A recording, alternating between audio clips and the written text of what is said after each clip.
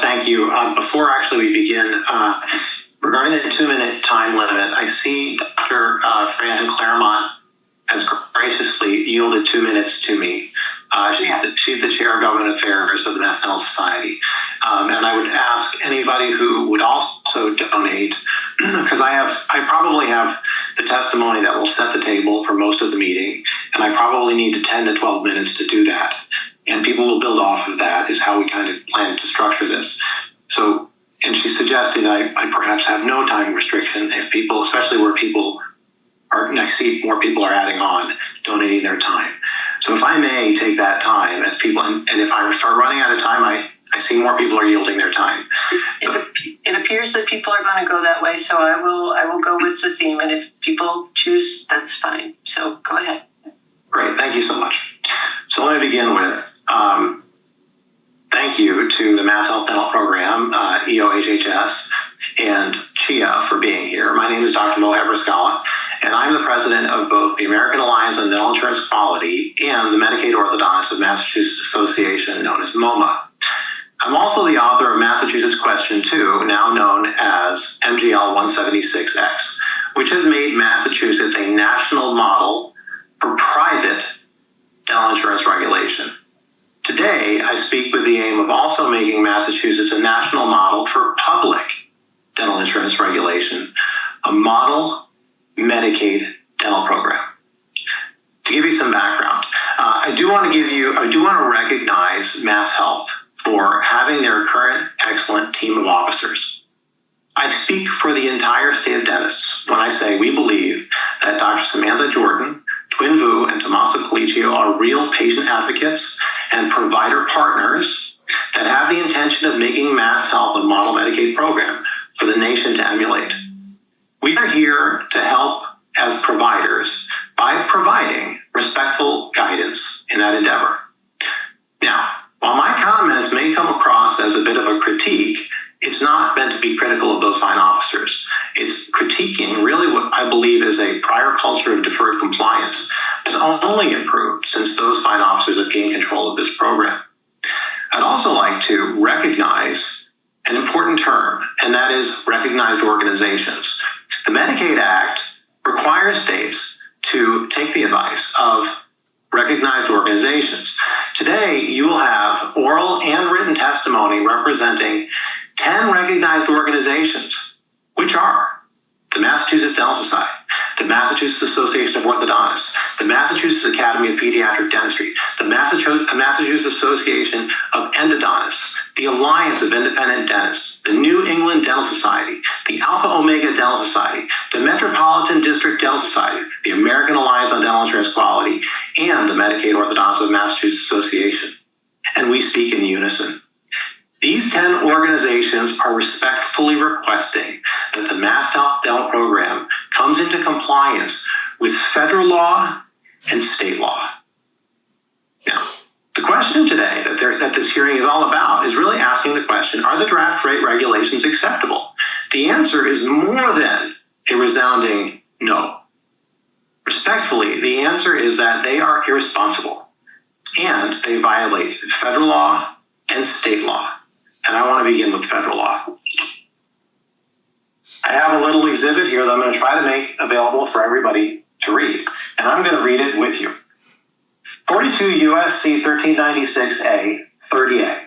That is the highest law in this nation. It is a federal statute. It's not a regulation. It's a statute. It's not a state statute. It's a federal statute. It is the Medicaid Act. And our focus today, all these 10 organizations are going to focus on what I have on the screen right now. And what does it say? It says, states must assure that payments, which is the subject of today, payments are sufficient. Sufficient to what? To enlist enough providers so that care and services, and I bolded and underlined, care and services are available under the plan. To what extent? At least to the extent that such care and services are available to the general population in the geographic area. Well, that's a mouthful. But let me tell you, that mouthful makes the Medicaid Act the most powerful health plan on the planet. And frankly, We are so far from complying with what this highest level statute in the nation is asking for. And the failure that we have that we'll be pointing out today is under care and services. Why do we not have enough access to care and services? I'll give you a hint, because we don't even know what our access is to care and services. We don't even study it. And I'll be going through that with you. MassHealth's 2023 access reports show they are actually confession. They're a confession that they don't comply with this, okay? Their confession was given to me, okay? When I did a public records request, I asked MassHealth to give me their access reports. How do we know what the access is that we have in this state? And they respectfully gave that to me, and they gave with it, they gave a letter. And in the letter it said, these documents comprise the full access overview reports submitted by the EOHHS contract vendor, DentaQuest. Okay, DentaQuest produces your reports that tells you whether or not you have access. And according to DentaQuest, you have access, but you don't. And in fact, these reports demonstrate that MassHealth and DentaQuest are assessing access using a minutes to provider model. I want you to get that. Minutes to provider model, as opposed to what the law says. They have to check, what's the word say? Does it say minutes to provider? No, it doesn't. It says, so that minutes to provider? No. So that care and services are available under the plan, at least to the same extent that it's available to the general public in the geographic area. Now, what does their model show? In the documents that they provided us, they gave us 4 of these. Okay, what I'm holding right now is GP access. Okay, and I'm going to bring closer to the screen what they're calling access. This is the terms that they use, and it says minutes to a choice of providers. That's what it says. Okay, now, does the law say access is measured by minutes to choice of providers? It does not, and I'll explain to you why that, in lieu of change, makes such a difference and why we're so out of compliance. But before I talk about why it's so significant that we're out of compliance, I want to bring the gravity of non-compliance to the table, okay? What does it mean if Massachusetts is out of compliance? Does it mean that, okay, we'll just try better next year? No, it doesn't mean that. Now, how do we know that? Because we actually have case law that defines what compliance requirements are for each state. Now, there's an amazing piece of case law that came out of 2005 in this state, and it was a lawsuit by Healthcare for All, which I know is present today here, versus, at the time, Governor Mitt Romney, okay? And that lawsuit was filed where? In the United States District Court of Massachusetts, federal court, okay? And this is the memorandum of decision provided July 14th, 2005. And in that first page of the decision, I'll go through certain excerpts of it that are so important. It says, the judge is saying, states that participate in Medicaid may receive, not guaranteed to receive, may receive cooperative federal funding if, here's the qualifier, if their state plans to what? Comply with certain federal criteria. So you may get it if you comply. If you choose not to comply, you don't get it, okay? That approach where the states do take these funds, require them to comply. Now, you don't have to take my word for it. Just go to page 17 of that same decision. It says, accordingly, the standard to be applied in this case will be full compliance. So, if their state plans comply, they may receive cooperative funding. How much do they have to comply? Full compliance. This judge went on to really describe where the areas were that full compliance was required. And he put in his decision 42 U.S.C. 1396A. And the document that I read to you earlier, the words that we said require care and services evaluation, are in 1396A. They are 1396A 30A. He's saying you must fully comply with that, and we're not fully complying with that. And he then also says, he cites other circuits across this country and says, how much compliance do we need? He puts it, the Ninth Circuit required compliance as strict as is humanly possible. Okay. Who are the humans they're talking about? These wonderful humans? It's you. They're asking you to be as strict as humanly possible in your compliance with the law that I read to you, okay? It's you, the wonderful people that run this program. You're the humans.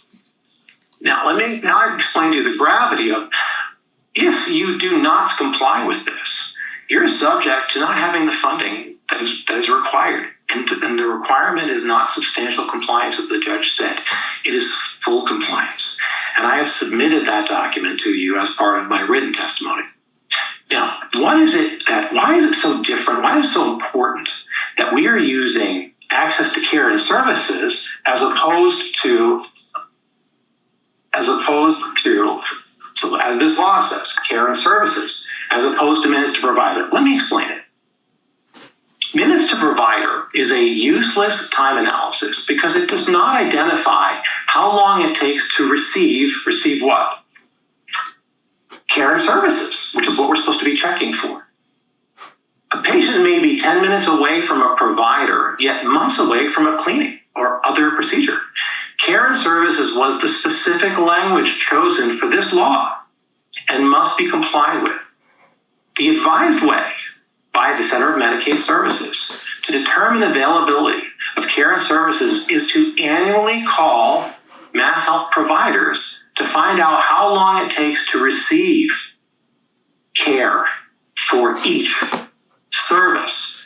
And they call this their secret shopper plan. And if you go to CMS 2439P, the Center of Medicare and Medicaid Services, CMS, advises that all states institute an annual secret shopper phone call system to assess procedure availability and wait times to assure access compliance. And we're not doing that. DentaQuest is not doing that. Okay. Now that's failure number one, is that we're not checking for care and services. We're doing something in lieu of, where getting access to the front door is not what the law says. It says access to care and services. But there's a second problem. MassHealth is also not compared, that other part, at least to the extent that such care and services are available to the general public. So what are the rates that are required in this rate hearing? It's actually a comparison. You have to compare what's available to the Medicaid patient, what's available to the general population. Now, in order to do that, it's insufficient to merely determine care and services availability for MassHealth providers through a secret shopper analysis. MassHealth must also determine care and services available to the general population, non-MassHealth providers. And this law requires that care and services availability for the two groups are then compared to each other. And then what? Then you have to make it so that care and services for the Medicaid patients are equal? No, not equal. At least equal. That means if someone drops out, you go under equal. You have to be in full compliance all the time. That doesn't mean you have to be equal access to care and services. That means you have to have higher. That's why they put the words that they didn't have to put in, but they did put in, at least to the extent. Okay? Wow. When I said earlier that the Medicaid Act actually makes our program the best dental plan on the planet, I mean it, because they're saying you got to be better than the general population. Amazing. Well, that means we've got to go back to the governor and say we need a better budget than this, because it's not a responsible budget to meet the letter of the federal statute. Okay. Now I'm going to move on into state compliance issues and tell you what's really happening on the ground here. You've proposed rates that basically haven't risen since 2009. And we've done an analysis on it. You may not be aware of this, but if you compare all of your rates against each other since 2009, rates have increased 0.2%. Now that's not 2%. That's 0.2%. That is 1/5 of 1%. Since when? Since 2009. Now I've got another diagram to show you that shows you what's actually happening in terms of CPI since 2009. So This is the U.S. Bureau of Labor Statistics, and we take an analysis of where we were in 2009, January, and where we are as of December, this past December. And what does it show? 1.39%. What that means is that we have the CPI for all items. This is the all items CPI has increased by 39%. But that doesn't tell the story either, because we're not all items. Dental is like medical. What has medical done since 2009? Well, I have that for you. This is real data, okay? This is a graph showing what all items did. They're up 39%. And if you do the math, medical is up 54%. And what have the rates have been provided? 0.2%. Now, you might say, well, we don't have to follow that. But you do. Why? Because state law requires it. So let me tell you about some of the state laws that require it. MPL 118E, Section 13C, and 13D require it. The implemented rates that we have seen that you've proposed for June implementation are not adequate to meet the costs incurred by efficiently and economically operated facilities. This is the quotes right out of MGL 118E. They are not adequate to meet the costs incurred by efficiently and economically operated facilities providing care and services in conformity with applicable state and federal laws and regulations and quality and safety standards. These are actually saying you got to follow the federal laws, but we didn't. The implemented rates also fail MGL 118E Section 13D, which includes an allowance for reasonable administrative expenses and a reasonable profit factor. We are 39% less than what we were making in 2009. If there is a reasonable profit factor in 2009, it can't be there now, right? That's because we're at 54% differences after CPI. The implemented rates also violate MGL 118E Section 13C. Why? Because they do not take into account the reasonable cost to social service program providers of any existing new governmental mandates that have been enacted in the period. Okay, what are the governmental mandates that have not been compensated for since 2009? Let me tell you what they are. They are PFML contributions from employers, minimum wage increases, EMAC charges, the 2015 Earned Sick Day law, that was a ballot question that was passed, dental assistant licensure mandates, which have made all of our costs go up. None of these these are government mandated, and none of them have been implemented, have any contribution to the rates. So the proposed rates are required to account for those costs, and they haven't for these mandated policies. And there's another one, and this is the CPI one. Okay, the implemented rates are supposed to follow CPI according to Section 13C of 118E. It says they must take into account a cost adjustment factor to reflect changes in reasonable cost of goods and services of social service programs, including those attributed to inflation. We missed that completely. It's as if it didn't happen, but it did happen, and the data is clear from the U.S. Bureau of Labor Statistics. I'm going to move on to just some orthodontic things. I'm going to fly through this quickly because I capture it in my written submission. It is critical that orthodontists are given for orthodontic care a denominator that is not per quarter. It needs to be per case. And I'm just going to read very quickly something that the Massachusetts Association of Orthodontists put out on the importance of this. They wrote to you, July 2021, with regard to 130 CMR 420.431, comprehensive orthodontics, the D8670 quarterly visit system is obsolete and dysfunctional. Given that MassHealth orthodontic patients have, by definition, the most severe orthodontic problems, high breakage rates, high caries rates, and extended absences, these cases frequently track well beyond 36 months of treatment. This is part of the reason we recommend and work so fastidiously to create the global payment system, whereby a doctor could manage treatment time and liability for patients outside of MassHealth's current time clock structure, which is quite incompatible with the orthodontic industry and improperly pressures treatment speed over quality care. The global system was targeted for implementation in 2019, yet it still awaits approval. With that, I'm going to again just thank this group and this wonderful, really new culture that I believe is occurring at MassHealth for being present And I'm going to ask you to thoroughly read the submission that I've made and that all of these organizations have made in unison, asking for compliance specifically with 42 USC 1396A 30A. Lydia, if I could just say one more rounding off thing, because I think we're probably done here. The 10 organizations that have commented today, as well as all of the wonderful people who have commented and supported comments of those organizations, are requesting a certain action plan, and that action plan has two parts. That is for the MassHealth to immediately begin to actually comply with that federal statute that I referenced by starting the secret shopper analysis in both the Medicaid provider world and the non-Medicaid provider world, so that they can figure out the comparison, to figure out where they are. Are they level? Are they lower? Are they above where they have to be at least above? And then the second part of that request, so the first part is to do the analysis. And then the second part is actually to revisit and have another hearing in September, which is about a 6-month delay, to see what the rates really should be, so that we have payment sufficient to enlist enough providers so that care and services are available at least to the same extent as it is available to the general population in the geographic area.